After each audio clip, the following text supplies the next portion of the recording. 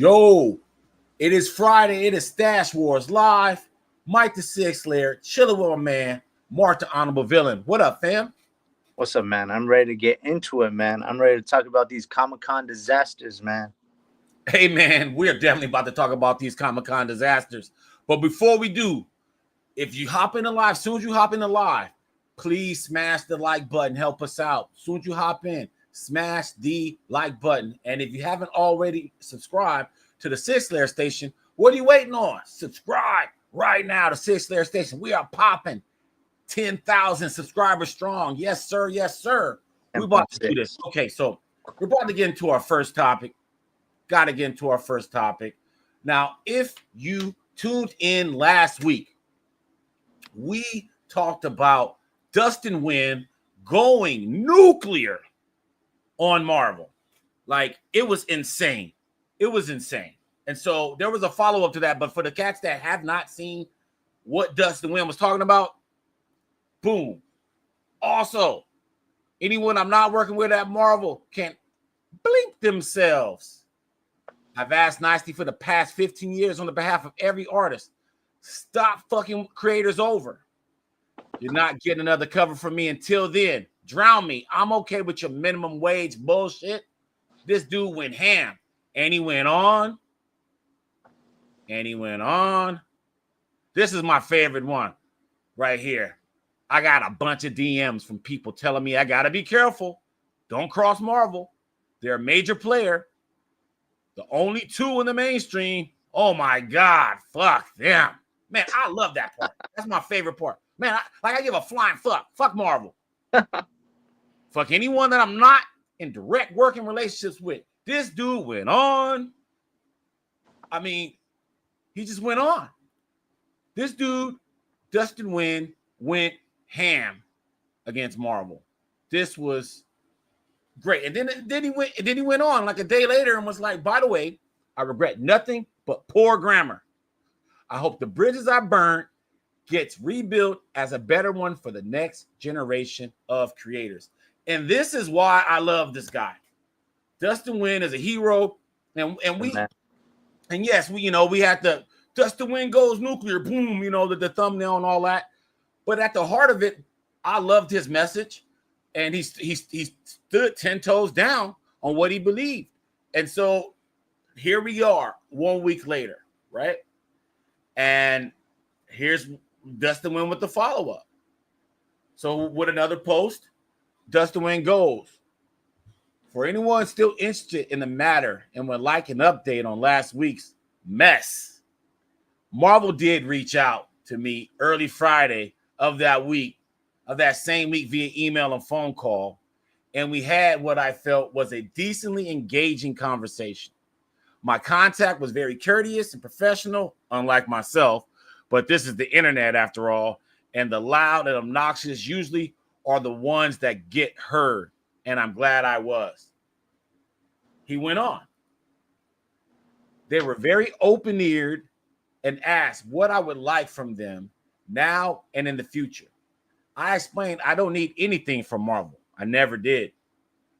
All I ever wanted was to draw my favorite childhood characters and be fairly compensated for my contributions. I've been very happy with my home at DC Comics for the last 25 years, along with my very luxurious vacation home away from home at Image Comics. So I'm fine. I can't occupy more than one place at a time. A third one would be unnecessary. Instead, we discuss changes that could possibly benefit creators across the industry that will also benefit Marvel as well. Amongst those things, contracts, etc., as well as better communication with my fellow creators. My contact was extremely open to hearing what I felt needed to be said. Thank you so much for taking the time to listen. I hope the conversation finds its easy back to the team. I hope the conversation finds its easy way back to the team for dissection. Although I am unsure how much change can be made as we wait for now.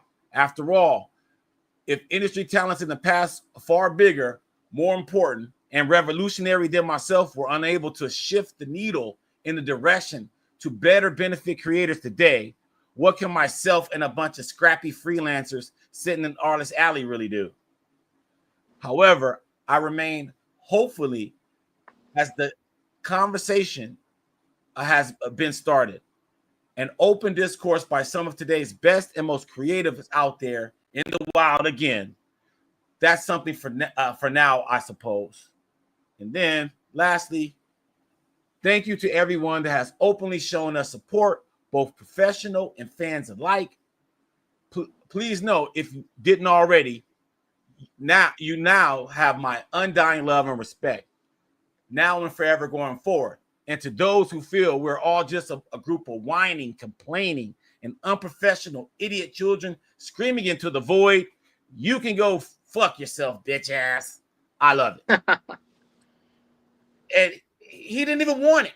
So, I mean, did any of this, before I go on, Mark, after reading all that, we're talking about a week later after Dustin Nguyen goes nuclear on Marvel, and he was talking about, just so we put this here, Marvel underpaying artists. And that's what it's all about.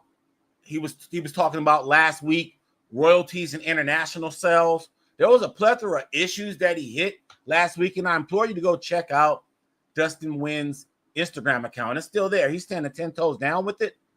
But Mark, 1 week later, he said Marvel reached out to them, and he was flattering the whoever he was talking to, whether it was an individual or a group of people. But did this change anything to you?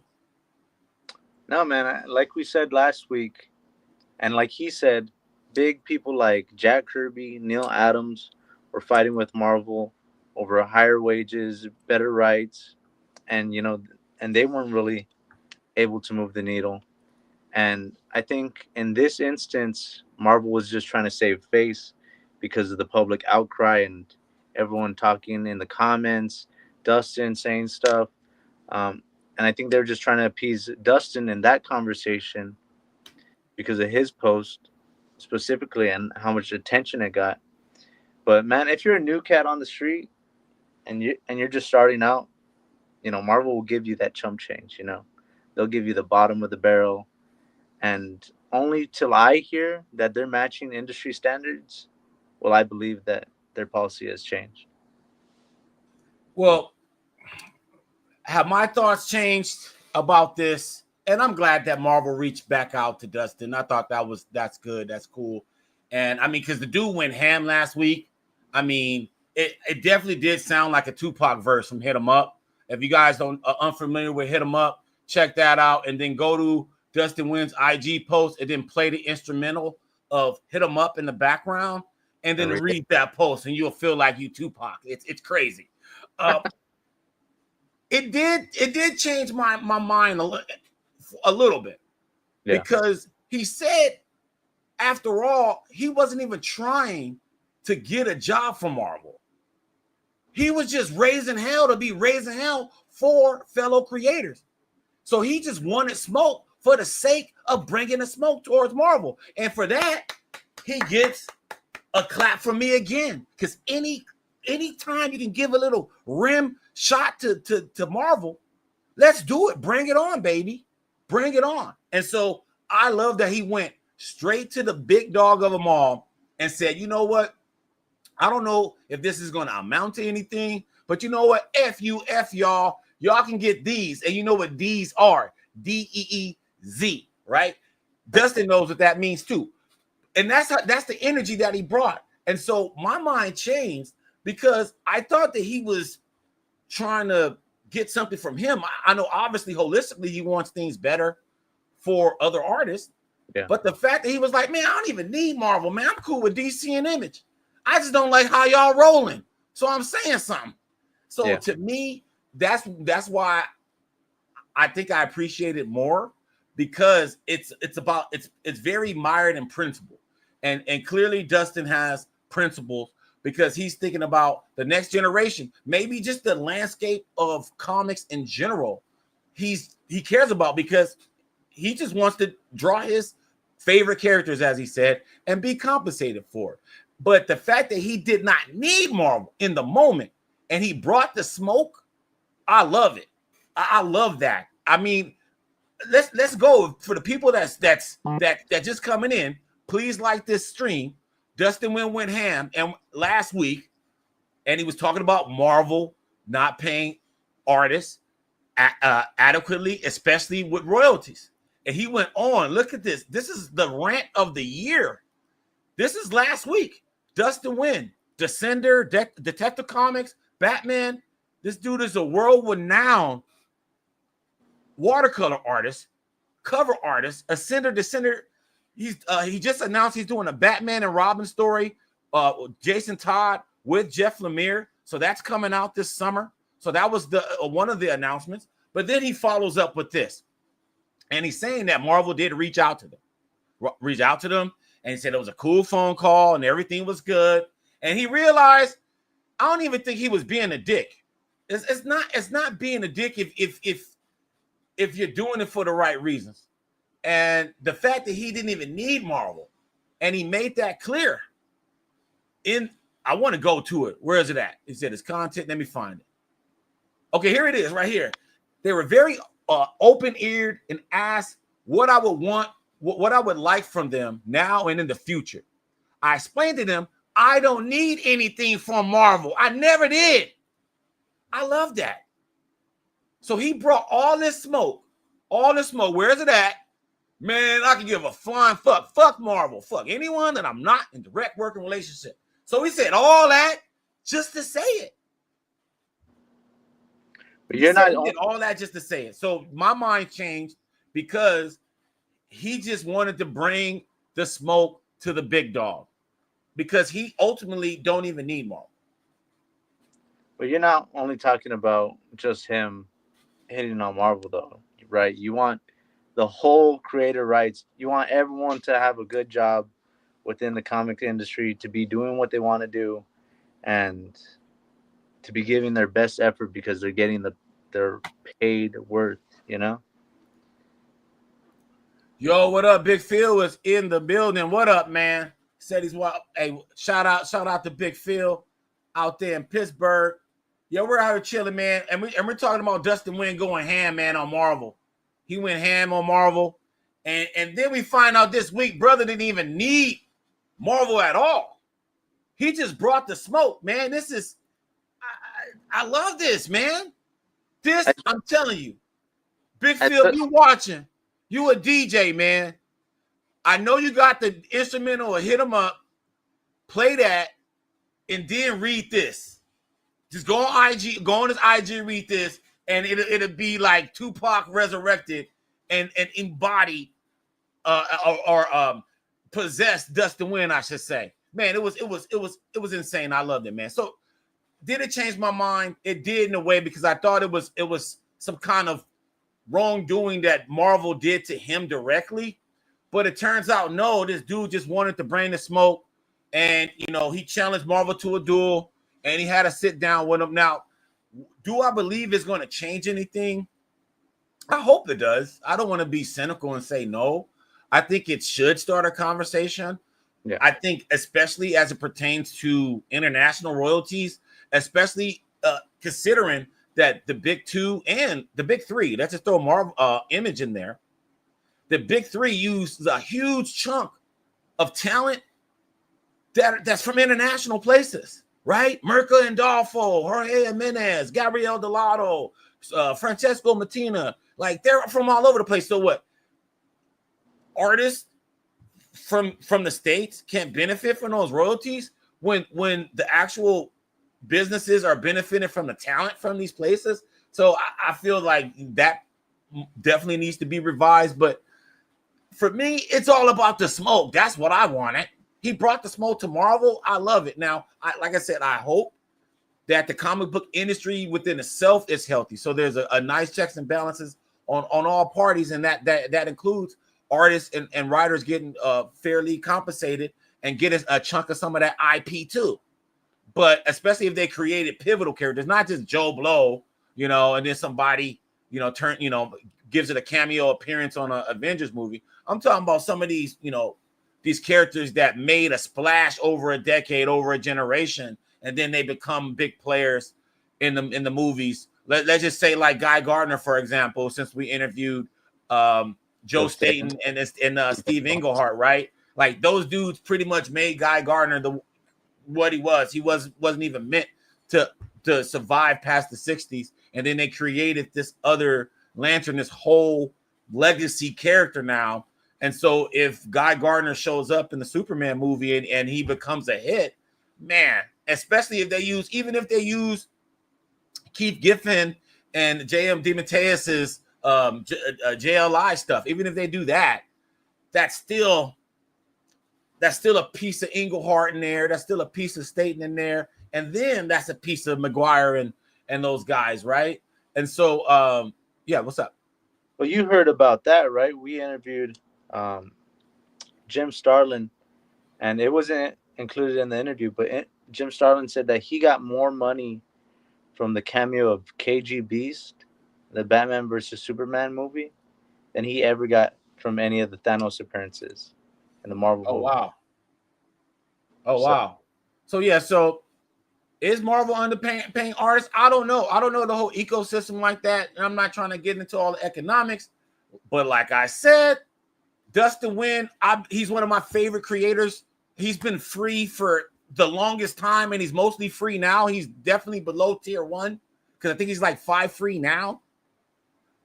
So he's always been one of my favorite artists of all time. And for him to bring this kind of heat to literally go nuclear, boom, you know what I'm saying? You know that montage where the dude smokes a cigarette and then throws the match and everything behind him blows up and it's like a slow-mo and he's just chill. That to me was Dustin Nguyen with Marvel. And then he turns out, you know what, man? I don't even need your funky ass job. I'm talking about the little BGs. I'm talking about the youngsters that y'all gonna try to screw.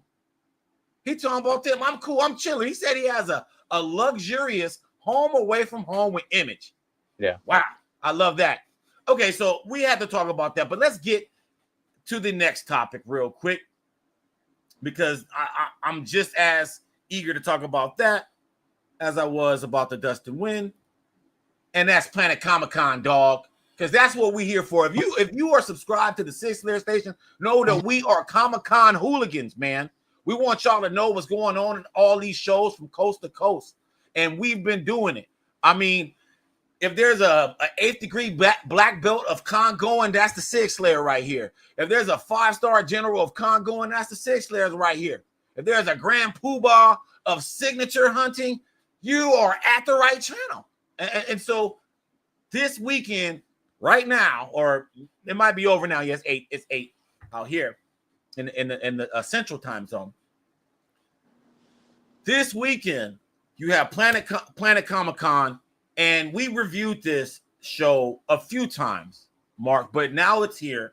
I was supposed to be there, but I couldn't make it, and I'm a little bit sad because it's actually a cool show. So let's check this out, y'all.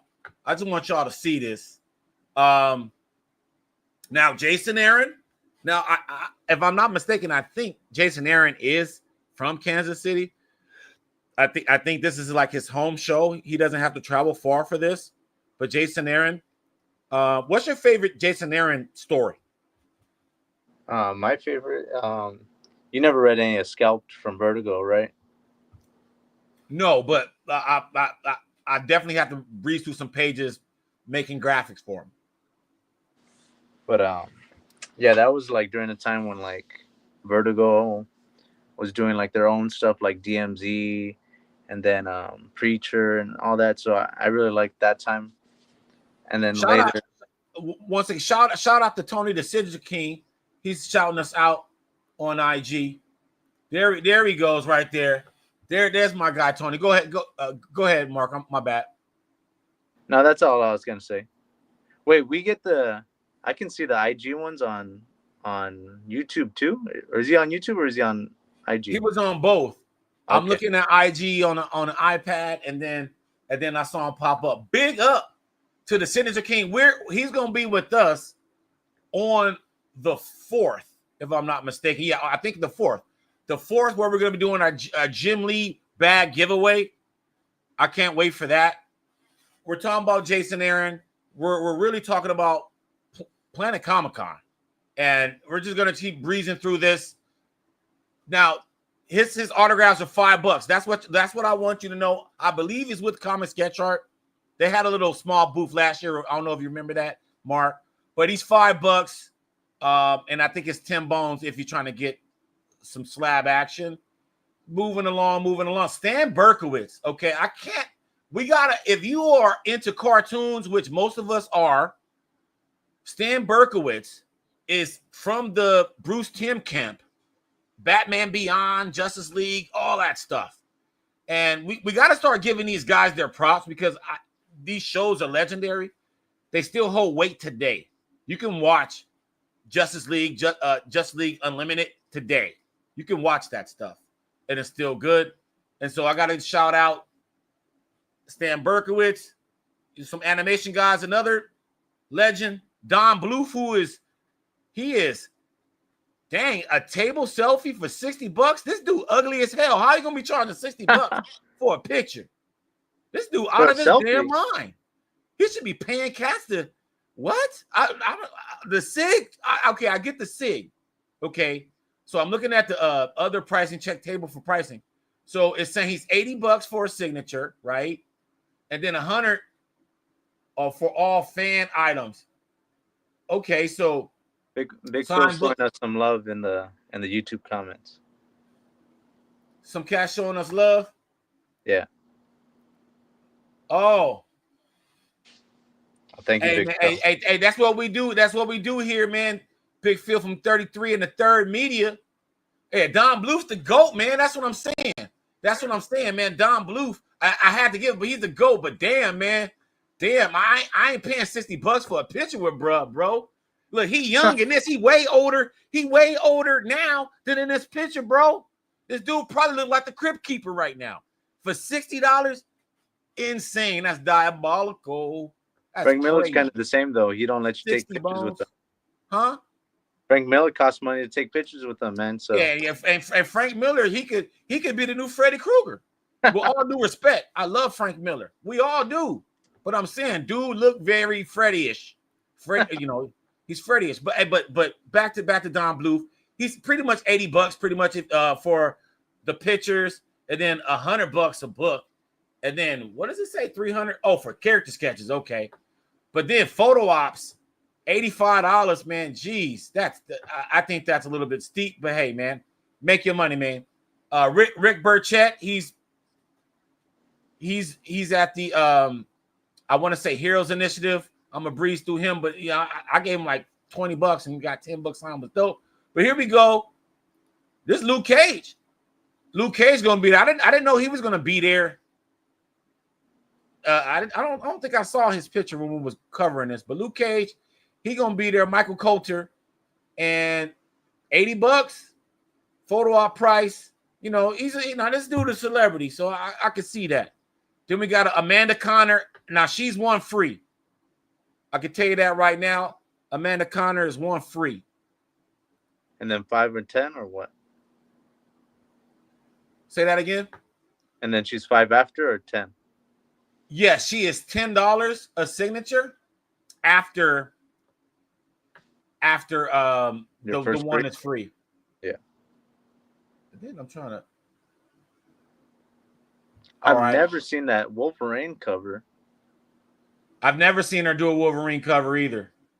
Oh, okay, so yeah, so there's all the celebrities. See, that's the one thing about Planet Comic-Con. They do have all the celebrities, so they, there's gonna be hella celebrities. But I'm looking through, and we mainly gonna hit up the comics. Now this sucks. Garcia Lopez is canceled, guys. Hey, ain't that pretty for expensive photo? Yep, J-Dub for life. Shout out to you out there in the IG verse. Yeah, man. Garcia Lopez, man, that hit you like a ton of bricks right there. Hold on, Brian Austin Green. I have to just because this dude right here. Remember 902? Oh no, you don't remember 902. No, you weren't even born, bro. Jesus Christ. Who am I talking to? No, I didn't watch that show. Yeah, dude. And here we go. I wanted to talk about Adam Hughes, legendary Adam Hughes. I do have some information about Adam Hughes, and I'm glad because everything says to be determined. So let's go over Adam Hughes real quickly. Tony says right here. Real quickly. I have a slide. Say it again. Tony says right here in the comments, Lopez may be done with cons due to health. Oh, wow. Oh, wow. The Signature King is bringing bad signature news to the Sig Slayers station. Oh, my God. You know, whenever you give news, you need to have some kind of like cornets or something with you, you know, because you're the Signature King. I can't believe that. Well, if that's the case, I'm glad I saw him twice last year. In fact, 3 times last year. And he actually signed over Lee Weeks' signature, and I was actually happy about that. That was cool. But anyway, but yeah, I hate that. I hate that he's not going to be there. Let's get back to what I was about to show, which is Adam Hughes, because they had no Adam Hughes news. And so I'm just going to read off here. Okay, so Adam Hughes is $5, so he's tier 1. I'm clapping it up. Clap it up for Adam Hughes for being tier 1. He's only $5. Okay, $20 if you want slabs, but if you're doing slabs, man, I don't know. But if you're doing slabs, $20, and that's cool. CGC, CBCS, and all that junk. But then here, he even has his times where he's gonna be. So he's signing tomorrow from 9:30 to 11. Okay.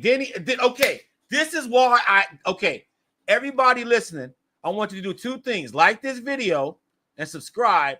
But then you need to hear this rant real quick. Because this dude is doing God's work. One of the main things, and we're going to talk about this later on in the show, one of the main pet peeves that I have in line at a Comic-Con is when they blend the signature times with the remark times and the freaking sketch times. I hate that, man. They need to get rid of that crap. But my man Adam Hughes here, see, he has his times where he has his sketches. So from 11 to 1, this dude's going to be blessing cats. But from 9:30 to 11, he's getting his nickel and dimes, $5 chucks, right? And then he's taking a break and then at 2 from 2 to 4 he's doing sketches, and from 4 to 4:45 he's doing SIGs. That's the way it's done. You know what we call that, guys? We call that professionalism. If you're gonna do these shows, that's the level of professionalism that people like me, people like Mark, people like the Signature King, and all the legion of Sig Slayers all over this joint. That's what we're looking for. We want to know how much you cost, right? And then for the guys that want the art, we want to know, okay, how many slots you're going to do. And then when you organize the time like that, the artist can be realistic with the time for those sketches. So they can say, okay, if I'm only going to be doing for 3 hours, I for sure only got 3 slots or 4 slots. Yeah. So whoever shows up, those 4 slots is done. All right, man, say la vie.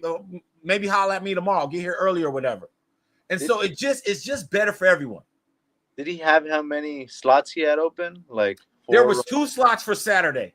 There's 2 slots for Saturday for Adam Hughes. Okay. And 2 slots for head sketches. Now, these aren't the super sexy Adam Hughes head sketches. These are those side profile ones. You know, they're the side profile that we used to see. The Adam Hughes con sketches. So you're not going to get like really full commission quality joints. But my point is, I don't care if it was as a side profile or a little remark. Don't do that shit during a time where we're trying to get SIGs, dog. Like, I hate it. It creates log jams for no reason. So kudos to my man, Adam Hughes. Adam Hughes is doing God's work. I know it doesn't say it here, but the Sig Slayers is helping those guys out in KC. We helping those guys out in KC. He canceled C2E2 and Baltimore. Oh, he's talking about Garcia Lopez, man. Dang. And he's a faithful at Baltimore. He's a faithful at Baltimore. That's sad. So your Adam Hughes. So the Sig Slayers provided the news because the Planet Comic-Con website, all it says TBD. So we gave you guys all the particulars just now because that's what we all about. Getting y'all ready so y'all can stay ready so you don't have to get ready. Now, you got the Power Rangers. Now, were you a Power Ranger fan? I know there was some iteration of Power Rangers when you was growing up. Nah, I never liked him, man. I never liked Power Rangers either. You know why? Because What's the up? first iteration was a blatant live action Voltron bite, and I didn't like it. I was like, nah, dude, it's too close to Voltron. Nah, dude, go watch Voltron. Like, Yeah. y'all want some shit like this? Do Voltron. Okay, Maria Wolf. Okay, Maria Wolf is a beast. What do I always say? Go to her table, look at her sketchbook. Go to her table and look at her sketchbook. We're gonna talk about Wolf for 1 second because Maria Wolf, she's free, so she's beyond tier 1. Yeah. Okay, she's tier 0. I don't even list tier 0 because that's just, you know, I don't want to blow the spot. I don't even want to put it in writing. You know what I'm saying? If it's free, I don't even want to put it out there like that. I'll tell y'all, and it goes in y'all ears, and then yeah, it's on YouTube. And if y'all catch that moment, y'all catch that moment. But I ain't writing it. You know, we ain't about to write it. Okay.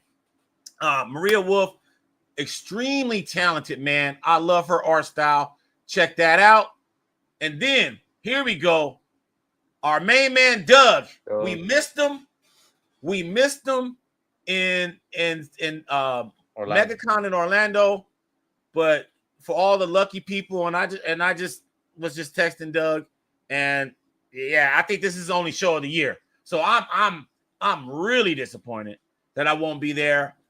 Doug Mahnke, the powerhouse of penciling. This dude is like one of the strongest guys in his age bracket and weightlifting and powerlifting and all that stuff. He's gonna be at Planet Comic-Con this weekend. He's there now, and he's doing a panel on animation. And just so y'all know that Doug does animation for the Sig Slayers station. And so that's what we're showing you right here. And so he's going to be doing a panel on, this is my favorite joint right here. Yeah, I love that one, man.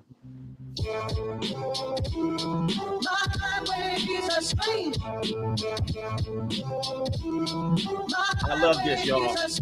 Shout out to Mad Lib. Yeah, he's going to be talking about this. My man Doug is going to be talking about his animation and his process there. And I can't believe it. I did not know he was going to be doing a panel on this. I am crushed. I can't believe I'm not going to be there. But it's great to know that this is the official YouTube home for the Doug Mahnke animations. And we're going to be doing some crazy stuff. We're going to be doing some crazy stuff. Widescreen, original music from all over the place. It's really going to be dope. It's really going to be dope. And Doug, and see all these videos. So each week, I took a break this week because I'm cooking up something good. But we got Christmas stuff. We got stuff for all. But this one right here, y'all need to see. This one right here. This is Bane's Bench Day, and this is the first time he released this in segments. He released this in segments, but this is the first time it's compiled. I would say it's 95% done. So this is the first time you see it in sequence, not chopped up in little 30 seconds or 15-second increments. The Sig Slayers station is putting Doug Mahnke's animations together and compile them for the first time for the world to see. This really is a special channel. I'm not trying to toot our horn, but eventually this is going to be a wild-ass channel. And y'all here on the live. Wait. With us on Fridays. What do you mean it's only 95% done? There's more to this? There's more to this. Yes. There's more to this. There's definitely more to this. And yeah, he told me the other day, he was like, yeah, man, I got some more. And then I don't know if y'all saw the Silver Surfer, but I'm about to be working with the Silver Surfer joint. That's going to be widescreen. There's like an apocalyptic Batman one. Hold on, man. I got to show y'all some of this, man. Y'all got to see this, man. While I got y'all attention. This dude he's going to be talking about this at Planet Comic-Con.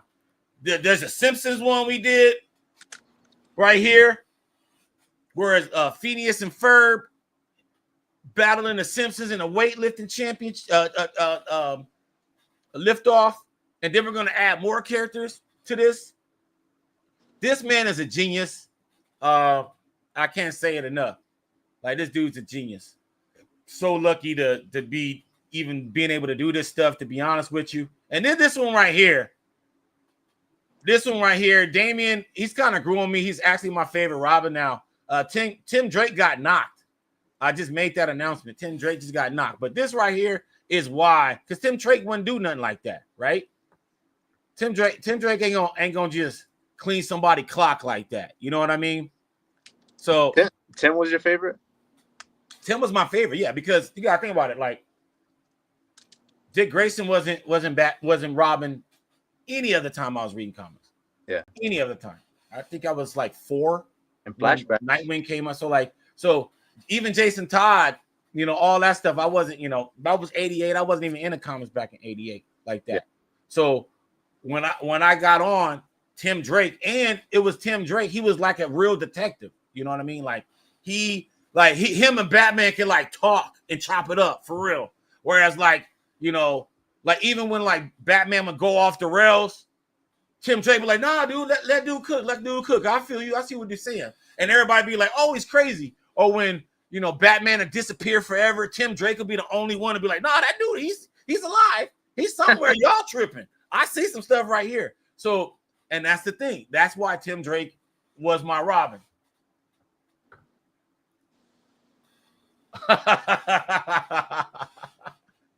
Everybody, hey man, Doug is a monster, man. Doug is a monster. But anyway, Tim Drake is my favorite. But then recently, because I didn't even really like Damian Wayne when Grant Morrison had him, it was actually the Pete Tomasi days, the New 52 eras when I started liking Damian Wayne. But anyway, back to Doug Mahnke and back to this show right here. We're talking about Planet Comic-Con, and Doug Mahnke's there, and he's going to be doing a whole panel animation. So I want to talk about, but this is the guy that I want to see. Holler if you're a fan of Ed McGuinness. Ed McGuinness, I mean, this dude does one of the dopest Red Hulks, right? One of the dopest Red Hulks. I don't see this guy. I never met this guy, so I don't know how much this dude costs.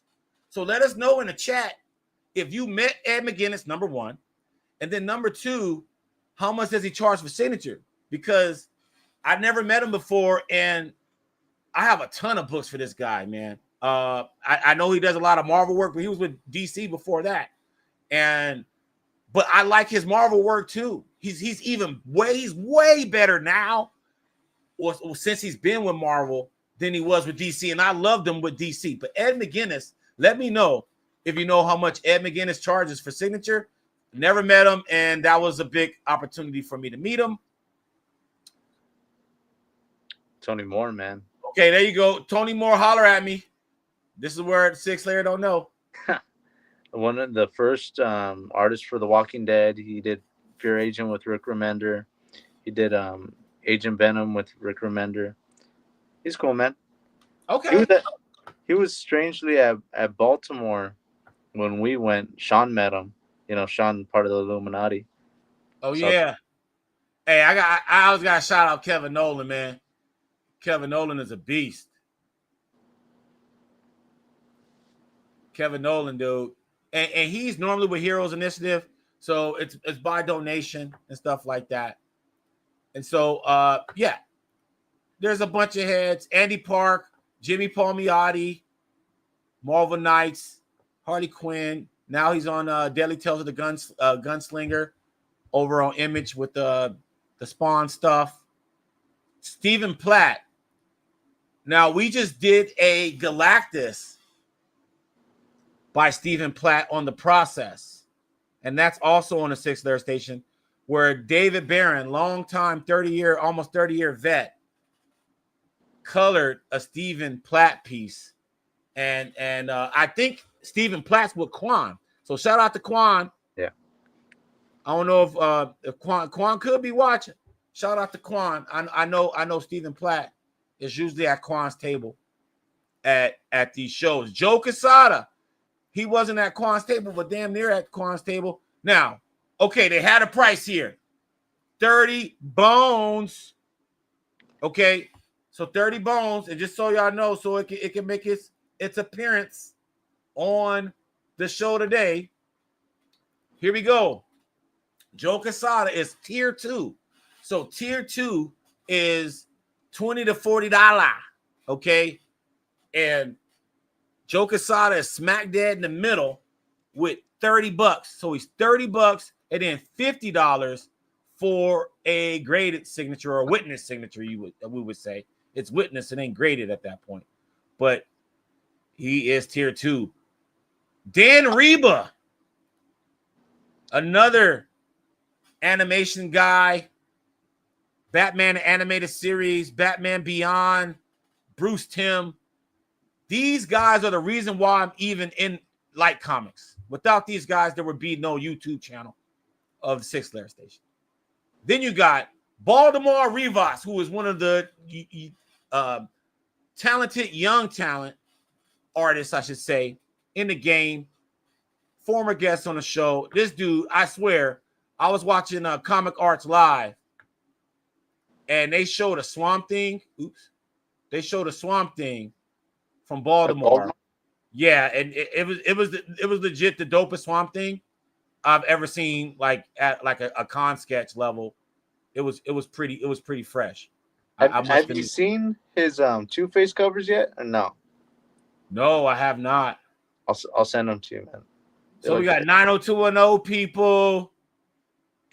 It looked like the Saved by the Bell people canceled. Now Freddie will. Oh, here we go. Ghostface. I mean, Scotty Young at the end. The Wallaby champ. Dude, this dude looks like Ghostface doppelganger, man.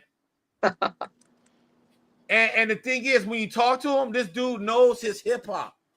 This dude knows his hip hop. Like his favorite albums is like, we're like kindred spirits, dude.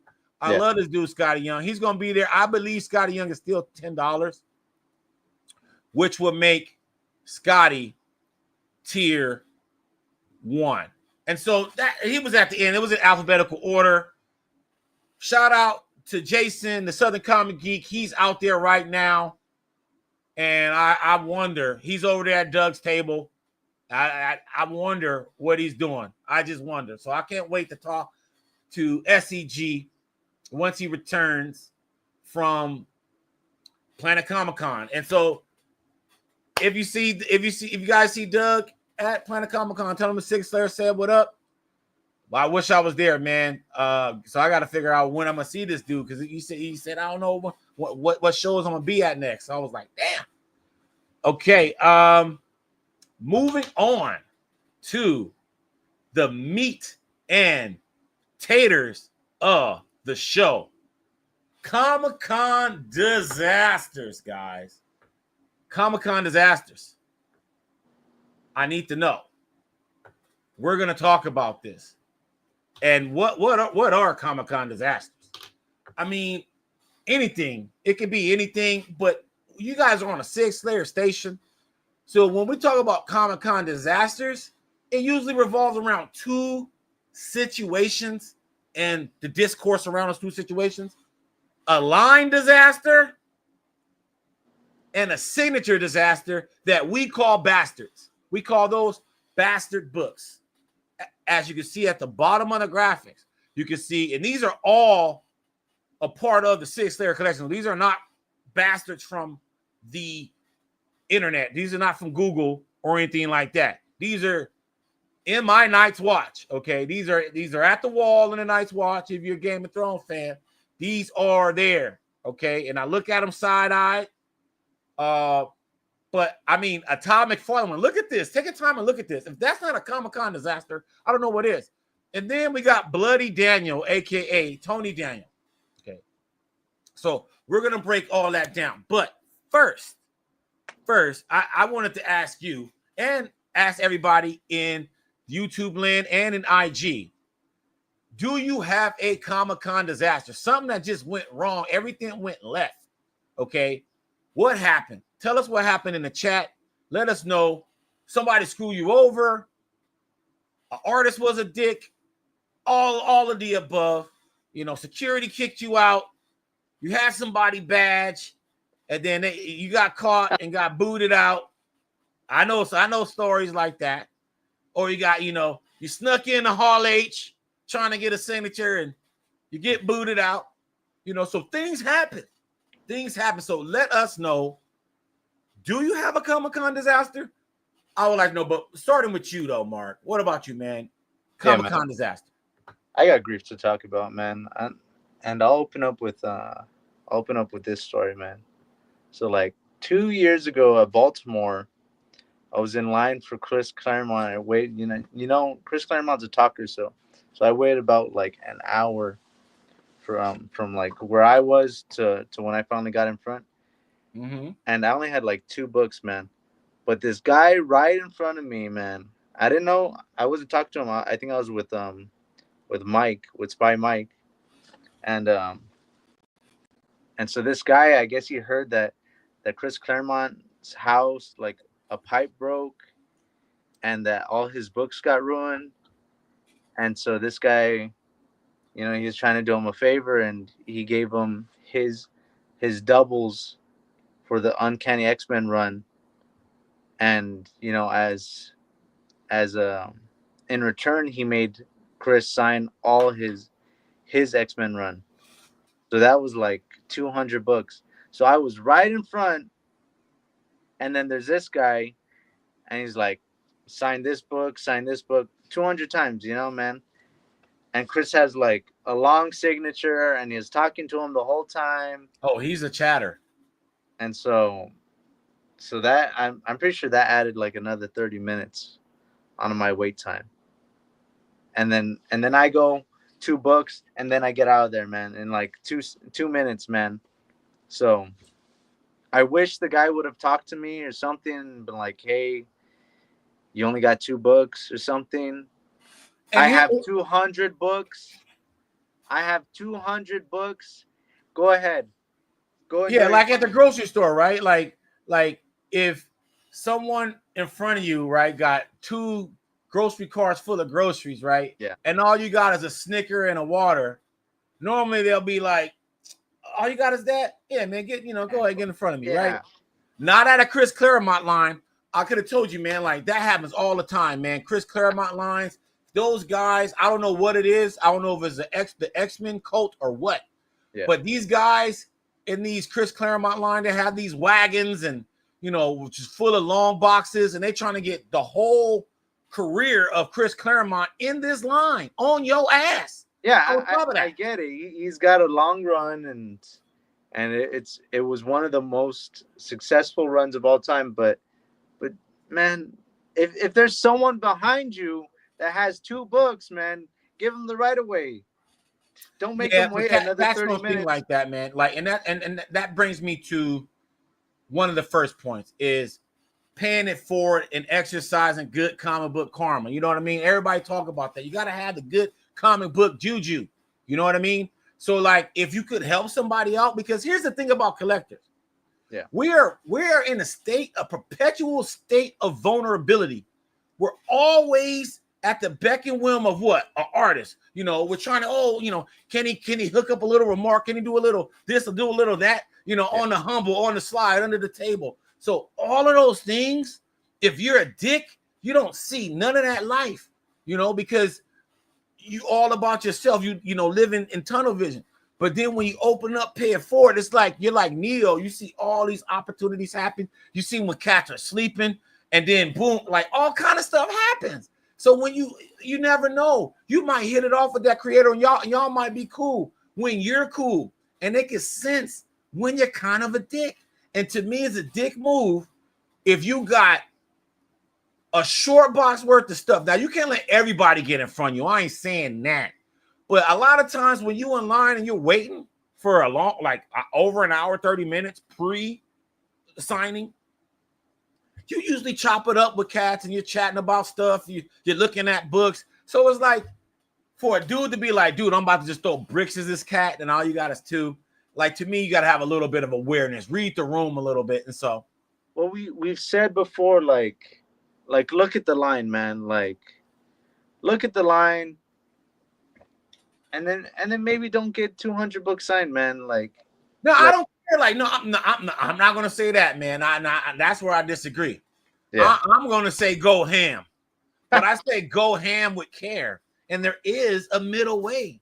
There is a middle way where, you know, you can get what you need to get and still not, you know, be a jerk to everybody around you. So I agree with the part where you say read the line and just, you know, just do your part. You know, every little bit of help. You know, you could make the con for the next person great, which might make it great for you in the con, that same con. But anyway, what is mine? I got a couple. Okay. One I'm gonna start with, because I was just talking about comic book juju, and you know, so this is one where we're trying to be nice or trying to keep people optimistic. That's where this goes wrong. Okay. Now, I think this is like Comic-Con, San Diego Comic-Con 2027.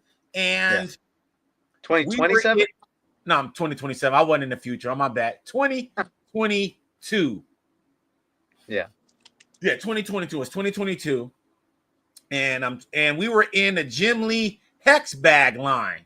Okay. And just for everybody that just for everybody to know, this is a Hex bag right here. And we're giving this Jim Lee Hex bag away April the 4th.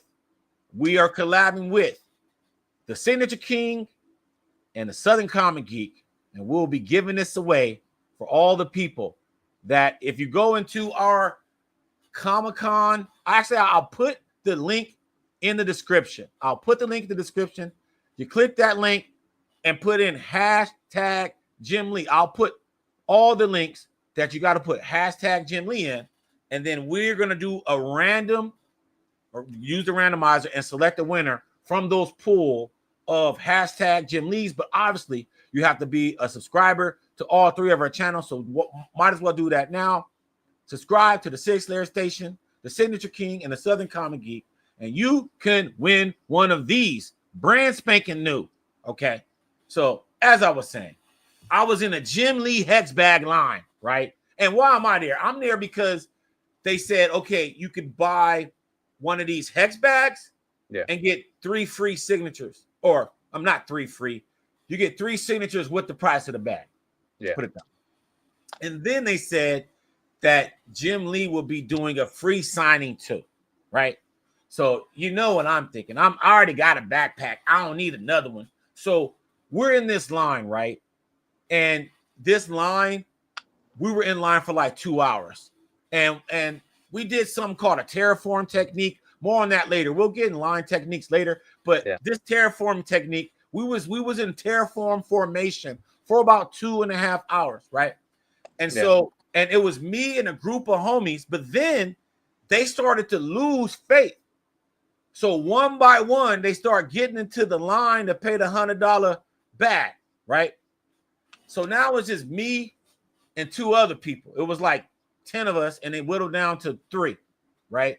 And then there's about maybe 15 people in line for the free signing for Jim Lee, right? But that Hex bag line, that line went long, man. This dude probably made 6 figures or something off the Hex bag, man. Yeah, you know, or Hex did. I mean, like, dude, it was so many people in that line. It was hundreds of people in that line. Hundreds, maybe even 1,000. It was like, dude, we were in line forever. And how much did it cost? It was like 160. Yeah, it was like 150 or something like that. Yeah. So anyway, the line was so big, they moved us like off the beaten path, like away from everything, where they couldn't even see where we were. Like they couldn't even check on us. They didn't know if more people were coming in that line or nothing, right? Yeah. We're at this line 2 hours later. I'm telling everybody, dude, we straight. We're probably gonna get more SIGs than them, right? So like everybody stay in the line. Fast forward, here they come. They almost forgot about us. Yeah. They say, okay, well, you know, bad news is all you guys can't come. We're gonna take the first 10 people, and then sorry guys, and then I was the 10th person. Yeah. So all those people after, like, and it was like 5 people. Okay. Yeah. Dude, they took an L, and I was like, dude, it was only 5 people. They Huh? only cut off 5 people. Yeah. They really couldn't give them one signature. Not one, dude. And so I felt bad because I told them keep hope alive, and then they just went, and then I mean I was cool, you know, I got mine, and I ended up getting 4 signatures, and my boys that pay for the hex bag, they only end up getting like 3, so I end up getting more than them. So I mean, and due to the terraforming technique, I was still handling missions, so you know it was a win-win, but I just felt bad that my advice, you know, turned into a Comic-Con disaster for someone else. And so that's why I didn't like that. But then I'm just going to keep it real, okay? Especially after coming back from MegaCon, you know, a month ago now. We're talking about Comic-Con disasters for everybody that's hopping in. And I got to say, I have an unpleasant experience more often than not in the Scott Snyder line, dude. I love the dude though. Yeah. But his lines, they be really messing cats' day up, bro. Like for real. Like, okay, so MegaCon. I'm not even in this line, but I'm line watching to see if I want to get in it, you know. I'm looking at things, right? I'm observing. Yeah. So I'm chopping up with the cats that are front, you know, in front, like because I was in other lines with them, and so we were, you know, chatting over the days. And so, anyway, the signing started at 12. Obviously, the first in line is going to get there probably hour ahead or more. So they waited for an hour already to find out that Scott Snyder had a panel at 12. Yeah. So that means that he's not going to be at that signing at 12. So those people now that are in front of the line, they're waiting two hours, you know, for Scott Snyder. Add on another 20 minutes because he showed up late because he had to have lunch, right? So boom. So now you have this whole flux of people that have been waiting for almost 3 hours for what? And then you still got to spend $10 a Sig? That's crazy. Like, if you're gonna be that late, you gotta change it up. Something like, you know, hey, I'll give you 1 book free for this whole line. I'll give you 1 book free because you guys have to wait for 3 hours, dude. I was in that line, Mike. I was in that line, and I saw that. I was like, wait, he's late. And I was like, nah. I went to the CSA, the comic sketch art people, and I was like, I'm not gonna wait in this. I was like, please, can you give me back my money? They gave me back my money and everything. So it was crazy. It's crazy. And so that creates a log jam, and he only signed on Saturday, so that's problematic. So everybody wants to see him. They already saw Greg Capullo, and this happens at every show where he'll just show up on Saturday, right? Yeah, and I told you a similar thing happened at LA Comic Con. Right. I was in that line, waited. He was late. I waited like 30 minutes. I think he was late an hour, and then same thing. I was just like, nah, he's taking too long with everyone. I was like, I can't wait anymore. And this is show after show after show, and so so I wanted to do the second signing. So he was at another signing. So this happens all the time. So at MegaCon, I wanted to do the second signing. So I'm there early, right? Mm-hmm. And then so here's the other thing that creates a disaster, which is when the line organizers create the bait and switch. So they say, hey, there's no line, but like everybody is lining up, okay? Yeah. Because they realized that the first signing was a shit show. Yeah. So they're like, dude, I got to get there early. So now you got hundreds of people that's just like, so what ends up happening is people start organizing themselves and create a line. So we honor the people that were there the earliest, right? That's just the order of things. That's what the community do, right? Yeah. So everything was straight. And then now it's getting signing time, and they go, okay, that end of the line, you guys come to the front of the line, and everybody who's at the front of the line got to go at the end of the line. That's what they did. So the people that were there first, they ended up getting screwed over because now I don't know why they do it. I don't know if it's a power trip or what, but anyway. it's something that happens all the time. Image Comics, they do it at Comic-Con a lot. Yeah. Comic Sketch Art does it, like where you're waiting. It's a highly anticipated signing. Yeah. And then people are, there's no place for us to go. And then, so what they want everybody to be like, okay, everybody come here now. So everybody can just rush and elbow each other to the spot. Or do you want to have order and then just tell okay, where's the beginning line? And just, we're trying to help them out. Yeah. And so I think at some point, some of these tips that we are talking about on the Sig Slayers station, we want to be able to talk about these with some of these reps and stuff. So hopefully we can interview them one of these days. So hopefully we add them to our weekly slate, because we want to be able to bridge that gap, because there's things like, for example, right?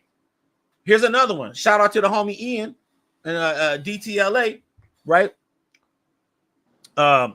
Make Havoc said, I hate when they only show up on Saturday. Hey, man, for sure, man. Shout out to the homie Steve, dog, on IG. And I hate it that, when they do the little switcheroo stuff. But then, like I mentioned before with Adam Hughes, right? And I applauded Adam Hughes for separating his signature times from his sketch and remark times. I think that is very crucial, okay? Because it creates a logjam. So it's just like what you said, right? Mm-hmm. Like, to me, getting a sketch in front of somebody that's doing a SIG is equivalent to somebody with a long box trying to get something signed, and you only got one book. Here's what Steve said. Jim Lee is only Saturday for WonderCon. Same with Todd McFarlane. These are supposed to be the special guests for the con, yet they are not there the whole weekend. Now, here's the thing. I was gonna say something. Let me say this real quick, Mark. Go ahead. I was gonna say the difference between, because Jim Lee is a notorious Saturday signer. Yeah. But I'll say the difference between Jim Lee, Saturday only, and Scott Snyder's Comic Sketch Art, Saturday only, is that Jim Lee's be organized. Like, dude, Jim Lee did like 3 signings at Baltimore Comic-Con, and it was like I was getting concierge service or something, dude. They gave me everything. I mean, they gave me a place to rest my books after they got signed. I mean, it was crazy. With the fan, right? It was beautiful. Whereas Scott Snyder, he might show up late. They may have the times wrong, and then everybody's waiting. So it's the lack of organization is what creates the problem and the long jam. The Signature King. I mean, this guy. I mean, this dude is royalty, for Christ's sake. This dude, if he's saying that the Jim Lee line was amazing, then it's 5-star service. It's 5-star service. But my point is this: is when you organize the signing, everything runs smoothly. And a lot of times, even when there's chaos, the community organizes itself, and then they come and create chaos after that. And it's like, dude, why don't you just follow? Like, okay, if we're already in line, we know who was first and who was last in chronological order. Why are you going to disrupt that for some kind of power trip? And it happens all the time. And it's like, dude, just honor the system that a community did, or else create your own system for us to follow. It's that simple. All you got to do is put a system in place, and then we'll follow it. But if there's not a system, the community will create a system within itself. But then you want to, smack the community in the face and then go, oh, okay, the people that were here the least, they get first, and the people here the longest, they get to be last. Like, what? That sucks. But so anyway, you got one more thing to say on that before I go to another disaster? To that comment that said Jim and Todd are only doing Saturday, I believe it's Todd that's doing another signing on Friday. Right. I don't check his Instagram. I don't know how to get into that signing, but I believe there was a signing listed for Friday. So check that out. And for all the people that's going to WonderCon, I know a lot of people that's going to WonderCon that got Todd McFarlane and Jim Lee. They wanted the signing. I know you did, right, Mark? Yeah, I got one. So let us know in the comments if you actually won that portal in WonderCon, where you're actually going to be going to the tandem signing of Jim Lee and Todd McFarlane. That should be very exciting. I hope you guys have a good time. Hopefully Rob Liefeld pops out and Mark Silvestri pops out too, and Eric Larson. Right, and everybody there. Will Spatasio comes out of nowhere. And Jim Valentino, yeah, man, bring them all along, man. Okay, so this next Comic-Con disaster is the most common for a Sig Slayer like myself, and they're bastard books. So yeah, the line disasters, those things are pretty much a lot out of your control. It's really organization thing, and that's what makes it so frustrating. And that's why we bring these up. We're not bringing these up because we want to, complain and moan about it. Excuse me. We're bringing them up because we have legitimate solutions that if they listen to us, it will work. And I think Adam Hughes, he is, his example is a perfect example. And it's not just him. Scott's Collectibles do it too, where they'll have sketch times and signing times. I think that should be mandatory for these artists because it only helps the sub communities better, right? It helps the sketch people and it helps the Sig people. So I think the actual organizers can reduce the amount of con line disasters, I should say. And so just with organizing, and I think listening to the community, because I think there's a lot of people in the community that got good ideas. Hello, the Sig Slayers, we do. And so now, the worst con disaster is a bastard. Why? Because a bastard you take home with you. Okay. And what is a bastard? So I've been saying that a lot. And so I want you guys to check this out because it definitely epitomizes what we're talking about here. Let me take that off. This banner off. There we go. Okay, man.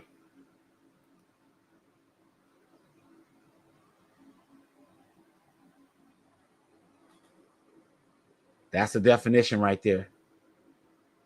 And here's an example. My baby's a bastard. Hey, I missed this intro, y'all. This is throwback shit right here, y'all. I did this shit a long time ago. That's Rose the Dead, though. Mike the Sig Slayer here, and it's time to talk about bastards. For all the folks that don't know what a bastard is, by the end of the show, you'll probably cry. You're looking at them right now. These are bastards. But before we get started, don't forget to subscribe, y'all. Smash that like button right now. Smash. I say the most annoying thing about Sig slaying are bastards, especially if you pay for them. I mean, that's the worst.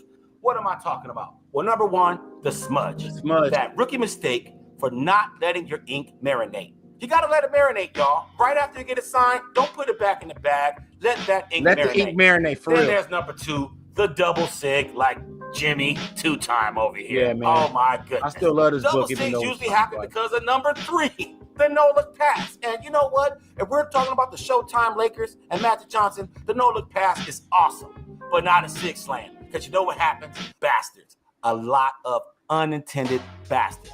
This normally happens in tandem signings. See, there you go. Snyder and Capullo right there. But they have a boneyard on my stash, man. It is crazy, man. So rule of thumb, you always want to have a free hand to defend the no-look pass, okay? You have to play defense in this stash war, okay? And then finally. This one here pisses me off. The unsolicited, personalized key. Disastrous, like this Preacher number one. Preacher number one, personalized. This is a disaster, guys, but this is why it happens, I tell you. There are certain artists that personalize certain books. Like Garth and if you don't know the magic will personalize your personalized, that could be the difference between having a grill and having to yell, man, and yelling to yourself because you don't want to burn the spot. But definitely, you're going to yell. Yeah. I just have to say this one. This is not a bastard anymore. And put it in the comments if you've seen something like this. Okay? Meet Lazarus. Lazarus is the only bastard ever to be revived from the Ninth Back to life. And it was revived by the great Neil Adams. Rest in peace. Neil Adams is such a great man. May he rest in peace. This guy not only revived this bastard 48 hours after it was signed, so it had a chance to marinate. Before picture. He gave a lesson on the paper printed in the Bronze Age and the perfect mixture of saliva and the perfect stroke of the tissue can buff out said bastard, and the signature look better after. Look at that shit, man. Salute, my 24 man. hours later, Salute. Neil Adams did that. No matter how you look at it, no matter what kind of light you put on it, angle you look at it, it's not going to take that That's smudge. Jock. I'm going to show you that right now. And that double sign, Scott Snyder. Forget that Jim Lee didn't do Sandman #1. Jim Lee on the Sandman. It's not going to happen. But let them stay in your collection. Let them stay in your night's watch. Let them serve as a testament to stay on point. Marcos, you see that, don't you, Marcos? Or indeed our fault. Let us know what you think in the comments. We out.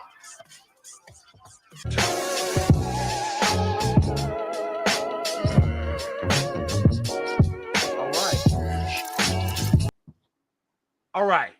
So now that we know what a bastard is, okay, I gave a comprehensive. So like, oops, hold on, let me put that on. I gave a comprehensive breakdown. I did that years ago, man. And so pretty much that's what we're talking about here, man. These signature imperfections. Let me know, have this ever happened to you? And I'm looking at DC Sente because he knows about one of these here.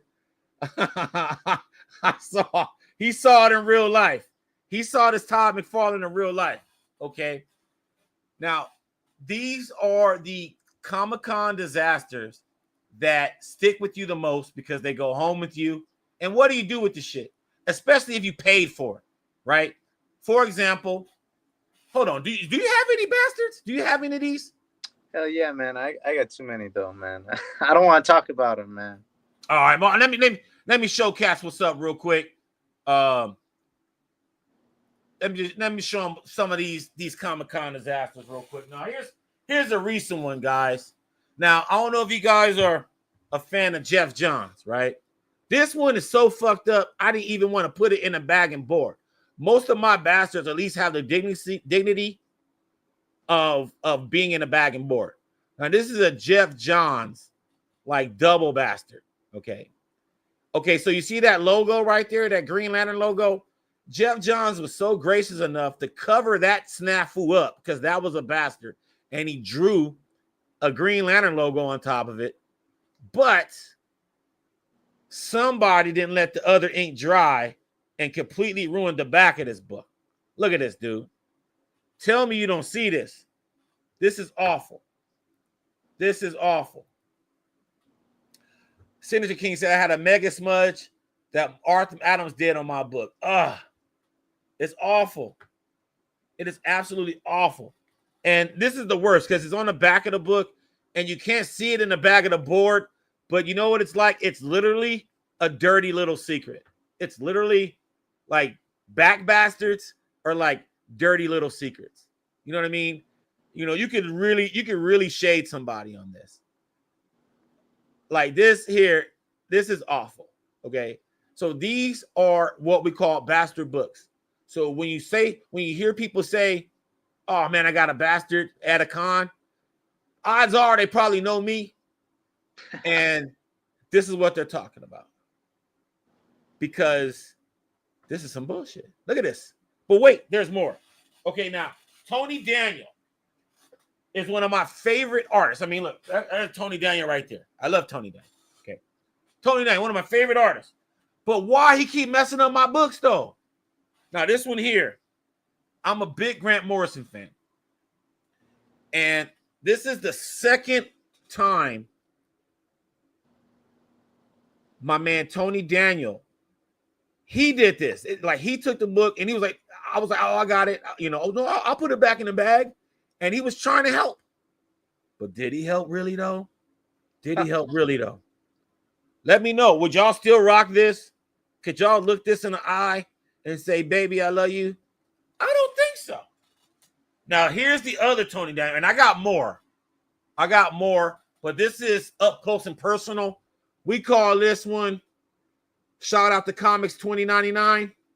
We call this one Bloody Daniel. Because look at this joint, dog. This shit right here, bro. This here is bloody. And look, the art kind of fits it. Because, like, you know, like, I don't know if you're familiar with Batman R.I.P., but, like, Batman gets buried. And it looks like he's still trying to get above the shitty ass bastard. DC Shinte, you should tell Tony Daniel no names. Tony, after looking at that signature. Yes, dude. This signature, you can't even tell whose signature it is. And believe it or not, the blurriness, this aberration, that was Tony Daniel trying to fix it. So, like, that's his attempt. Okay. And guess what, guys? They still charge me $10 for this. Now, don't get me wrong. Next time I saw Tony Daniel, I had to buy this book again. And I said, look, you guys did me dirty, man. I'm not paying for this. And he didn't pay for the other one. But this one here, now this wasn't my fault either. Now, I always tell people, I actually had the homie hit me up and ask me about like what color marker I should use. And I tell cats to avoid these Posca markers or whatever, unless you got one book. If you got a bunch of books, don't even think about it. Because how you going to babysit all those mugs drying? What happened on this book was one of the people at Common Sketch Art was trying to be helpful, took this book and stacked it on top of another, stacked another book on top of this, and smeared it and ruined the back of the other one. Hence, Bloody Daniel. Now keep it real, guys. Y'all probably would throw this away. How would y'all feel? How would y'all feel if y'all, if y'all got some shit like this and you already paid $10 in advance electronically? Then now we're getting into what I call a repeat offender. Okay. Now, don't get me wrong. I'm about to big them up in a minute. Okay. But right now, my man Jock, he did me dirty so many times on this one book. This is the last issue of Black Mirror. Now you can see right there, that little smear. He did that with his own thumb, not once, but flipping twice. And look, this one got Francisco Francavilla on it. Are you kidding me? Francavilla? It's crazy. Look, like how does lightning strike a mug twice? I have no idea. And then this is the legend. Okay. This is a legend. Do you believe that someone gave me the advice to actually slab this thing? Mark. Who told you that? Yes. Was it Sean? Did Sean tell you? No, Sean is not that crazy. Sean is not that crazy. But look it, I think that one's savable though, because that one's cardstock. That one's cardstock. What? What are we talking about? Cardstock, so you can use alcohol and you can wipe it off. Nah, dog. No, this is not a Sharpie. This is actual real paint metallic. This is that real. This is a silver paint mark. This is Dundada, bro. This is Dundada. Unsavable. Yeah. Trust no, me, why? man. Who told you that? Who told you to slab it though? Oh, who gave me the advice? Jack DeMayo from Whatnot. When he used to come on the show, yeah. We used to do a game called Slab It or Stash It. And I was like, okay, what should I do with this? And he was like, dude, he's like, it's kind of unique. It has a good story. He was like, I slab it. I was like, dude, get the hell out of here, dude. There's nowhere in the hell you slamming this shit, bro. Do they see? So my question. Oh, I'm not hearing them. Let me know, guys. I'm about to blow this back up again, man. This is probably the bastard of all bastards, the Todd McFarlane. And this was when this actually was, I want to say, at Golden Apple for right before the Venom release or something like that. It was like a Venom block party. And the rest is history. This right here, this one hurts my feels. This one hurts my feelings. Yeah, and my man Mark's gonna come back in a minute, but geez, So let's just do a recap real quick. 2 times, and this one hurts because it's triple sign with Francavilla, bro. Like that hurts. These are what we call Comic-Con disasters. When I think of a Comic-Con disaster, this is what I'm talking about. I'm talking about crap like this. Look at that. That is insane.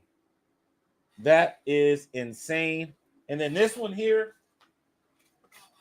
like I said, it's like a dirty little secret. Like anytime someone says that as a figure of speech, dirty little secret, anytime I hear that, I think of this now. The back of a comic all smeared up, all jacked up, all to hell. This is a dirty little secret. My bad. I was experiencing some technical difficulties. Those are all good. You back in now. Did you get that question? Did you get that question that I said? I did not get your question. What was your question? So my question is, would CGC authenticate a bastard? Ooh. So since they have CSA now and they authenticate, would they authenticate a bastard? You know it's real. You got it signed yourself. You got that Todd McFarlane signed yourself. But it's smudged. I would say there's no way you can authenticate this. It would come up inconclusive because it's like, how do you authenticate something that's been bastardized? It's been bastardized. Yeah. It's like he didn't get a chance to execute the signature. So how can you verify it? If it's like Simone Biles doing the Simone Biles flip and then she lands on her face. You know what I mean? How can you judge that? It's a fail. Like you can't, it's inconclusive. Like this is the epitome of a bastard book. I mean, look at this. I need to know because he's raising an awfully great question. One, would you get this graded? Let me know truthfully. Would you get this graded? I mean, this is probably the most hard. I had to do this all over again. And I have this book signed again. And it has, Capullo and Frank Miller. But this was the starter. Would you grade this? Let us know in the comments. Would you get this book graded? Would you grade this beauty? This Comic-Con disaster? A bastard book is what we call it. Would this be something that you be interested in slabbing? And man, somebody saying something in the comments.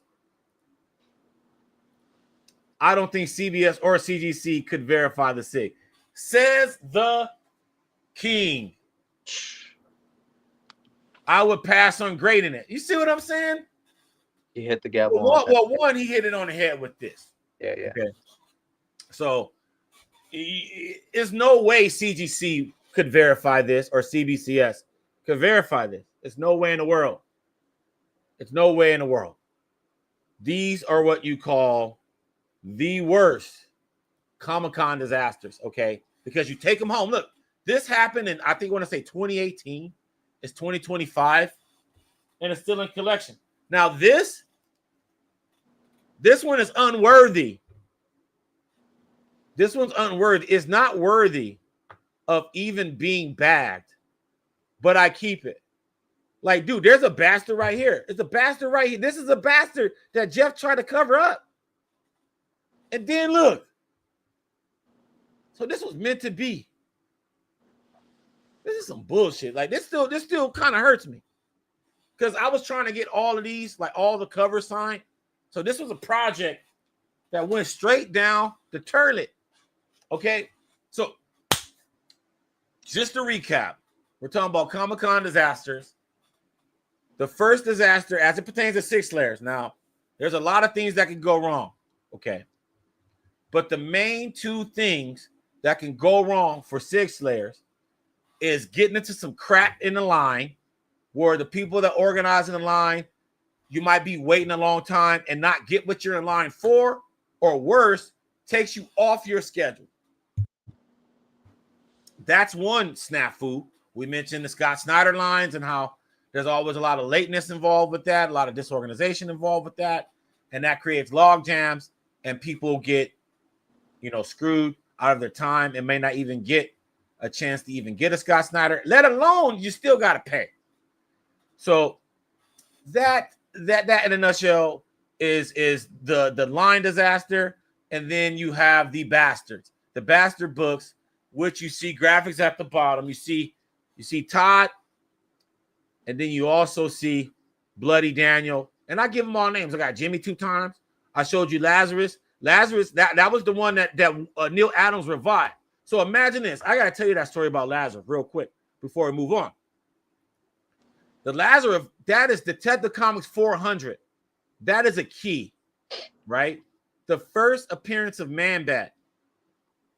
Now, when Neil Adams was in town in Burbank, California, it was for like free comic book day. He was doing one signature for $10. So it was my neck of the woods. So I had all the homies that I knew. I gave him $10 and I gave him a bunch of Neils.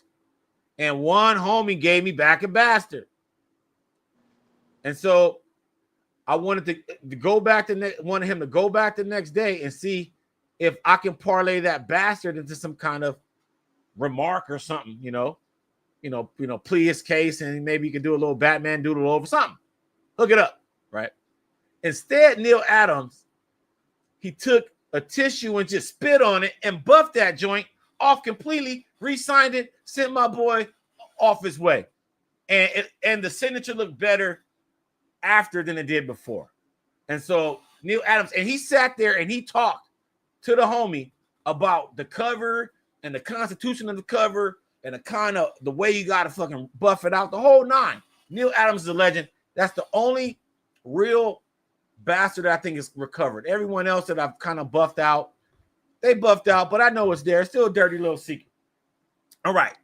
So, okay, you don't have no bastard. So what's one book that you are? You got to have at least one book that you're.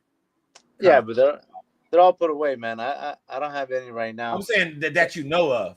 The one I do know of, I got Simon Bisley on. Simon Bisley? You got a bastard on a Bisley? Yeah, on the Verotic. That's a B.O.B. Bastard on a Bisley. On the Verotic 30th anniversary. So I think that was already signed by Glenn Danzig from the Misfits and the punk star. And and Bisley gave me a bastard on that one. I think it touched the backboard, the plastic, and it came up. But it was that one was cardstock, and it was a paint marker, and I was able to try to get all the splatter off. And so the only thing, so you over there trying to DIY some bullshit with some wild. With some paint marker on cardstock, those you can kind of buff them out. If it's not, he said, "Call it a Hawk tool fix." You're talking about the Neil Adams, dude. That's hilarious, man. Hey, that's hilarious. I'm gonna shift gears, man, and get us, because I definitely gotta talk about this. One, I forgot to I accidentally took the screen share feature off, so I gotta put that back on. So I'm doing that. So while we doing that, all right. So now we're back here. So anyway, now we're with the Sig Slayers updates real quick. And the one thing we're going to talk about before we get to our stuff is, man, I was sad to find out that there was some a comic book shop closing, and one of my favorite businesses, one of my supply business companies that I like to frequent, Crafty Comics, is actually going out of business. And so I wanted to show this, man. Maybe we could support them. Crafty Comics, they got dope stuff, especially if you're not into getting things slabbed, because they have a bunch of frames and stuff. You're a raw dog. Yeah, if you're a raw dog, graded raw, comic, single. So I'm just going over it, modern, X-Lab. Here we go. So dude, all of this is going out of business. This is a great website. Look at this. You can get things like this that's signed you know, and it's a way of displaying it. And you don't, and you can have different color trim, or you can keep it acrylic looking. See all these different cool colors. You got Millers. Look at this, is so cool. And different colors. And see the one with the Department of Truth right here. That's a clear one. And those are my favorite X-Labs. Look at this, cool. I think that's a Ben Bishop remark with Tom Walls. Yeah, man. And so we're finding out that Crafty Comics is going out of business or closing. And the last day is March 31st up here. March 31st to turn in orders. They do treasuries. They do magazines. I'm just showing comics right now. And I'm going to show you some things that I think that are awesome from Crafty Comics. And these are some of my favorite items. I talked about Neil Adams.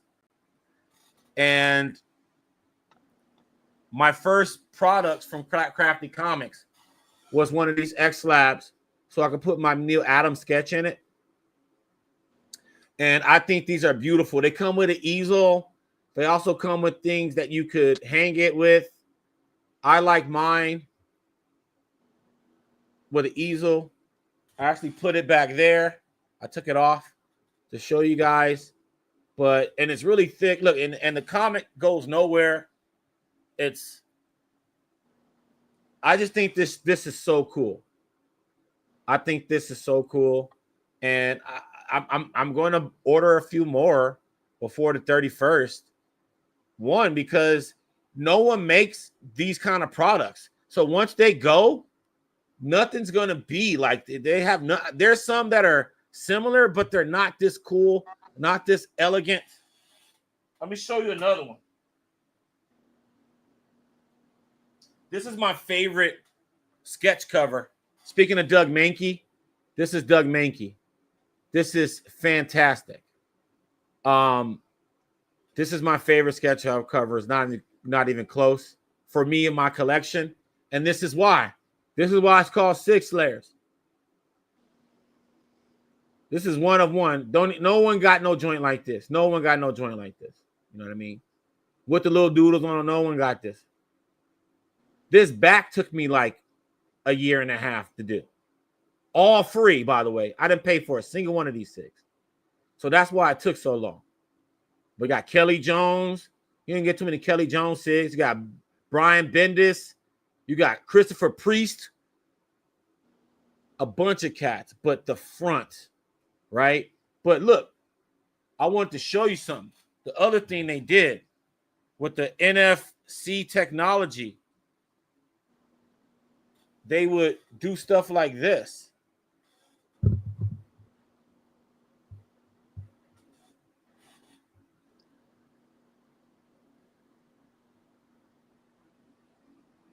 And then look at this, man. Boom. So you can tag stuff. Look, this is in the back. So on the back of this, I have this NFC technology that shows Doug sketching this. So who needs a witness when you are your own witness with the NFC technology?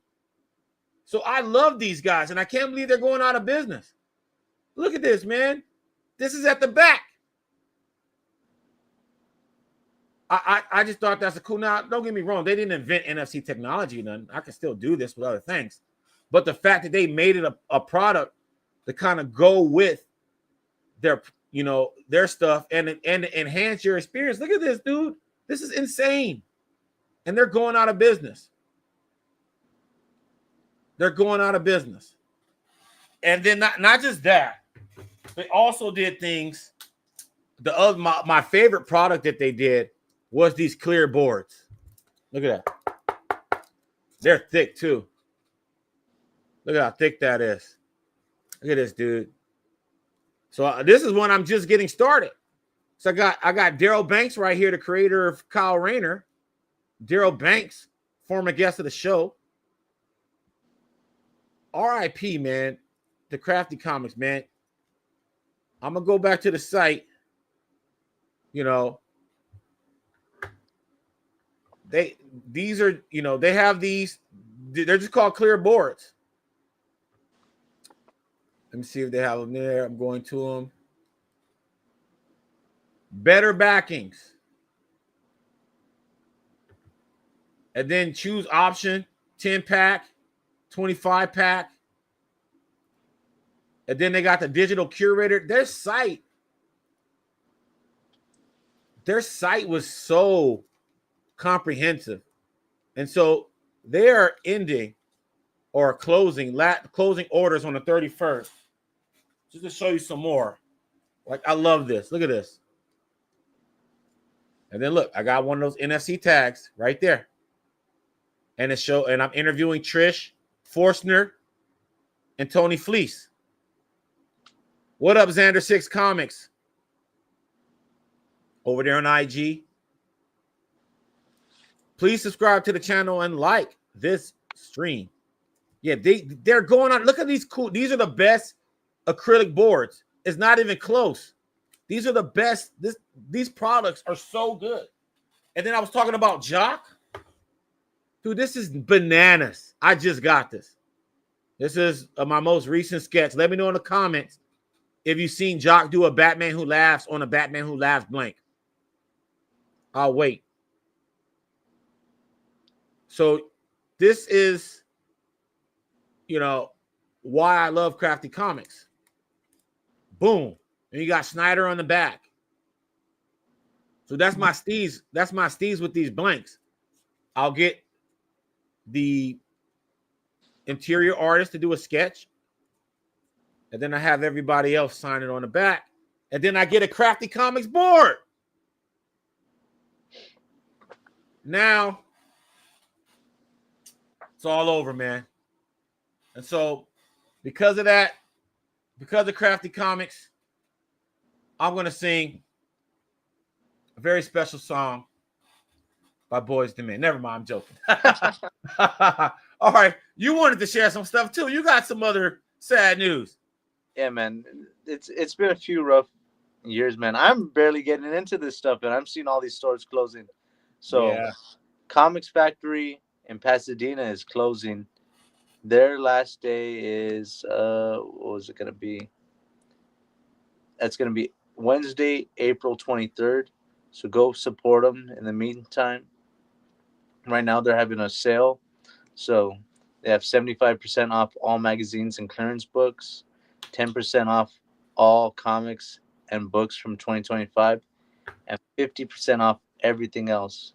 So I need to make it down there before everything's gone.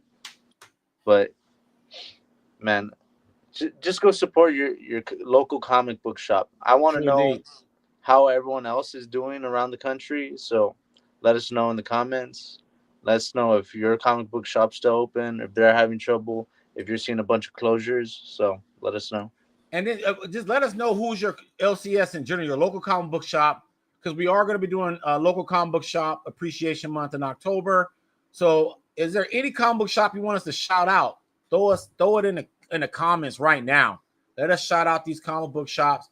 We need to keep the industry going, thriving. That's partially why we talk about these things on Stash Wars Live on Fridays. And then every Wednesday now, we have Whatnot Wednesday. So the Sig Slayers, come join us. If you like this, we are clowning on Whatnot. We had a great time. We had our first Whatnot sale a couple days ago on Wednesday, and it was fantastic. We did an all Jim Lee cover sale, and it, like, I think I sold almost everything but like 5 things. It was fantastic. This week, and each week we're going to have different themes. So this week, Wednesday, and I'm going to be listing the items on Whatnot probably Sunday, so you'll know what will be featured in the show. And so this week, because I promised the people in Whatnot that I'm going to be doing all signed comics. The entire show will be all signed DC variant covers and maybe a couple image, but they're going to be bangers. Talking about, you know, Mark Wade, Fabok, you know, some Jeff Johns, a lot of stuff, some some Snyder, some David Finch. I mean, we're going to be selling a lot of cool stuff and whatnot every Wednesday. Signature Kings LCS opened in 1987 is still going strong. I love to hear that, man. That is in LA, the oldest comic book shop. Jeffrey's closed down a couple years ago, almost 2 years ago, and it was out around about that long too. And so, yeah, we love to hear the ones that are the comic book shops that are going strong. But check us out, Sig Slayers. So it's all Sig Slayers on Whatnot, and also on eBay. We have 200 or something listings on eBay, and that's going to be increasing this week too. So I usually do like a drop each week, and eBay has a lot of stuff. If you're into the Batman, this is the channel, man, because I'm a Batman guy. So if you're into vintage Batman, we got it. If you're into blanks, if you're a art chaser and you're looking for covers and blanks, got a bunch of blanks, and I'm uploading a bunch more blank covers for you for your con needs. And then as well, signed books. But it's looking like Whatnot's going to be a place where I do the signed book drops, because cats love it over there. So I'm going to do that. But I will have stuff on eBay. We got a Killing Joke, Brian Ballin on there. I mean, there's stuff. So each week I'm going to be doing it. But in the middle of creating this content and editing and all of this stuff, I only have time to do it once a week. But check out Sig Slayers on Whatnot. Sig Slayers on eBay. We'll be there. And then if you are a Marvel fan, you are going to love our show this week coming up. Mark Morales, ink artist extraordinaire. I mean, he's did all kind of Marvel crossovers, Civil War, Secret Invasion. It's crazy. And he does a lot of stuff with Stephanie Williams on DC, Nubia, and a lot of other stuff. So we get into the mind of ink artist Mark Morales this Thursday on the Sig Slayers station. Every week, every Thursday, we have interviews. We also have a schedule. You guys are going to be seeing Ken Lashley come up. So all the Ken Lashley fans, you'll be seeing Ken Lashley in a couple weeks. But this week we have Mark Morales joining us, and we're going to be talking about Civil War. We're going to be talking about the MCU, stuff of that nature. And then this week we had JG Jones for the DC fans and the Why the Last Man fans and the 52 fans, right? Dust to Dust fans. We just interviewed JG Jones yesterday. And the number one thing I loved about JG Jones that he shared with us is that he shared with us his process, his prelim process, and he gave us access to his sketchbook. And so you see some awesome prelim footage. It's up on the channel right now. JG Jones, fantastic painter, did all 52 covers of 52, and then also Final Crisis with Grant Morrison. And he talks about the challenges with Final Crisis and how Jim Shooter hired him. Legendary Jim Shooter hired him for his first gig. So that's on the Sig Slayers station right now. And I mentioned before, Doug Mahnke Animations, the Sig Slayers station is the YouTube home for Doug Mahnke. We're going to be taking these animations widescreen pretty soon. And he's been teasing stuff. He's teasing y'all to death. Man, we got he has these Silver Surfer joints that he just dropped a couple of days ago. And they're fantastic looking. But there's so much stuff that he has. And so it's going to be my job to put them all together and tell his story. And so right now you can see the archive, and I'm adding more and more and more. But the latest one, which has been a hit, has been responsible for like 1,000 subscribers. Bane's Bench Day. And it's dope. It's almost a 2.5 minute animation from Doug Mahnke. It is awesome. If you are hopping in on this live, please smash the like button and subscribe to the Sig Slayers station. We got Mark Morales next week, and we have interviews every single week. And then lastly, we have Alice Sinclair, because I'm going to anoint next week.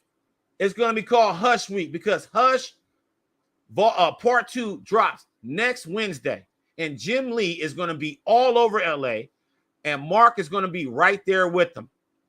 But before that, on Monday, on the Sig Slayers station, you're going to see the Gradient General, the Sultan of Shade, the Commander of Color, Alice Sinclair, Color of Wolverine by Jim Lee on the Sig Slayers station. So you'll see that on Monday. They give you your Jim Lee fix just before Hush 2 drops on Wednesday. So Mark, as we enter Jim Lee week next week, we got Mark Morales on the Sig Slayers. So that's already in the books.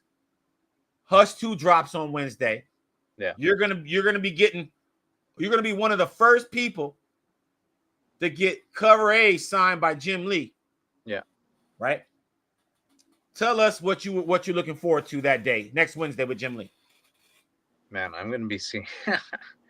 I'm gonna hop from there, then I'm gonna go straight to Golden Apple, man. I'm gonna be first in line for Collector's Paradise. I'm not sure if anyone on here is gonna try to beat me. I know there's people crazy enough to do it, but I'll be there. I'll be getting my books Tuesday. Ed at Collector's Paradise is doing the Batman Day drop, the midnight drop at 6:08 p.m. Funny no number. way. Yeah, 6:08 p.m. I'll probably be there a little late. I'm coming off of work, but yeah, I'll be getting my books the day before, doing 2 signings, and may God be with me, man. Man, well, may the force be with you. I hope that you have a good time, and obviously we're going to give you some Sig Slayer coverage of the Jim Lee signing. Hush Day, Wednesday, I believe that's the 26th, March 26th. It's going to be at Collector's Paradise in North Hollywood first, then Golden Apple in Hollywood. So North Hollywood and Hollywood, and then the weekend. So you're going to see Jim Lee a potential 3 times because you also have a Jim Lee Todd McFarlane signing on Saturday at WonderCon. Yeah, he's gonna be tired of me by then, man. So you guys are gonna get a lot of footage of Jim Lee and Todd McFarlane. You're gonna see some Sigs and gonna see the Sig Slayers do what we do best next week. So stay tuned because we're gonna be uploading stuff. Check our shorts out. You might see some stuff there. You might see a video drop. Definitely, we're gonna be talking about this next week on Stash Wars Live, and so that's gonna be the main topic. Hush 2, unpacking that, and then all the hoopla that's going to be surrounding the Los Angeles area with Jim Lee. I wouldn't doubt, and okay, I'm saying it here first. I wouldn't doubt if Jeff Loeb shows up at the Collector's Paradise signing. Ed said he might not be in the States at this moment. So if anyone knows where he's at. So okay, so he might be out of town. Okay, so we never know because shit, I think Jeff Loeb is $20 a Sig. So trying to get some freebies from this campaign would be monumental. So if he's out of town, he's out of town. But regardless, Jim Lee 3 times in 1 week ain't bad, bro. It's not bad at all. Yeah, I'll be happy. So stay tuned for that. We'll be back here next week, same time, 9:00 Eastern.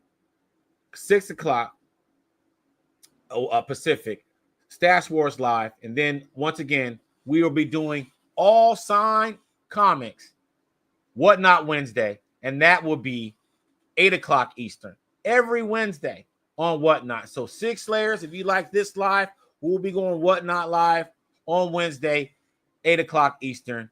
Bunch of signed stuff because we're the Sig Slayers. So all of those stories that we talk about, every book will have a story associated with it, and you will be able to see those listings on Sunday. So check that out, and then as well on eBay as well, I'll be making a drop on Sunday as well. Different books than the Whatnot as well. So the eBay inventory keep growing, and the Whatnot I'll be doing specialized drops every Wednesday, and you might pop in on Whatnot. We might talk about Jim Lee if you have some time. So So if you're on Whatnot, holler at us on Wednesday because we will have some stories to tell. Mark might be around, or I've just had seen Mark, and I got some scoopage to talk about. So that's what we're gonna do. Mark, any closing words? Man, whoever's going to those Jim Lee signings, good luck. You know, it's gonna be a crazy week. Go read Hush 2, and support your local comic book store. That's all I gotta say. Yes, man, and I'm gonna say that I want to just shout out Crafty Comics again, man. I love their products. I love their products. This is the latest piece that I got that is actually with a Crafty Comics product, and so it pains me to know that they're about to close down. So go over to Crafty Comics. That's Crafty with an I, craftycomics.com. Get your orders in. You got all the way up to March 31st. And before we close, I just want to say, apply to our giveaway, man. Submit to our giveaway. Please subscribe to the Signature King, Southern Comic Geek, and the Sig Slayers Station. We are giving away a Jim Lee hex bag, and we're giving it away Friday, April the 4th on Stash Wars Live. And we will have the links. You will have to put hashtag Jim Lee in the links in the description. I'm going to do that right after this live. So you can win a Jim Lee hex bag. This is brand as new with all the boxes and all the bells and whistles. So please, it'll say Jim Lee giveaway, and then I'll have the 3 links, and it'll have all of the chapters of this discussion tonight.